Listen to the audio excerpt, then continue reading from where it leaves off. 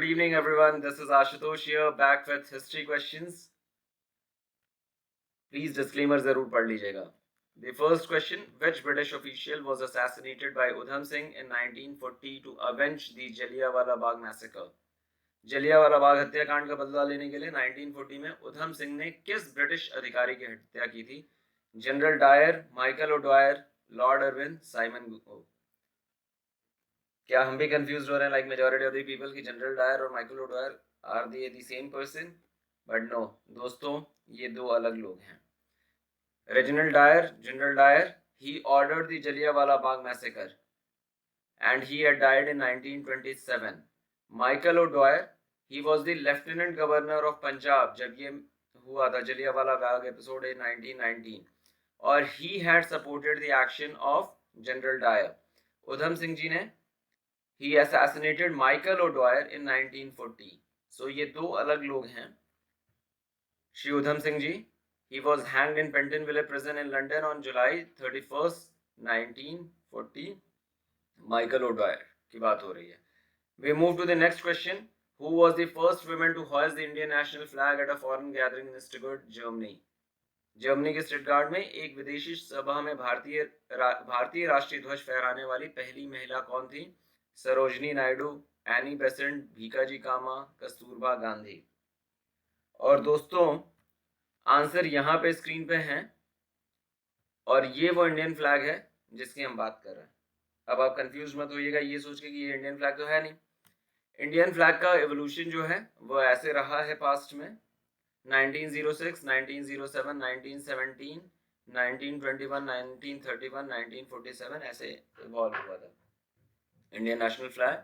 जब भी एग्जाम्स में ये क्वेश्चन होता है, पूछा जाता है कि which Indian flag national flag को किसने डिजाइन किया, तो वी रेफर दिस 1921 का फ्लैग जिसे पिंगली वेंकैया जी ने डिजाइन किया है.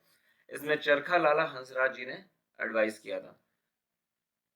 तो आंसर है भीकाजी कामा, इंडियन नेशनल फ्लैग उस समय का. And she was the first person who did it at the International Socialist Congress in Stuttgart, Germany, August 22nd, 1907. अभी वो फ्लैग जो है वो Maratha and Kesari library in Pune रखा हुआ है. So the answer for this question is Bhikaji Kama. We move to the next question. Inqilab Zindabad, long live the revolution, became a popular slogan during India's freedom struggle. Who coined it? Inqilab Zindabad किसने coin किया था? बाल गंगाधर तिलक, भगत सिंह, चंद्रशेखर आजाद, मौलाना हसरत मोहानी. दोस्तों हम इनकलाब जिंदाबाद भगत सिंह के साथ एसोसिएट करते हैं, लेकिन क्वेश्चन यहाँ पे है कि किसने इसे कॉइन किया था, किसने ये टर्म दिया था. और इसका सही आंसर है मौलाना हसरत मोहानी. आप श्री बी आर अम्बेडकर जी के साथ भी देखे जा रहे हैं यहाँ पे. 1921 में इन्होंने ये टर्म कॉइन किया था. भगत सिंह एंड पीके दत्त जी ने अप्रैल 1929 में जब सेंट्रल लेजिस्लेटिव असेंबली दिल्ली में बॉम्ब फेंका था तो दे रेज्ड इट. उन्होंने ये स्लोगन कहा था इनकलाब जिंदाबाद.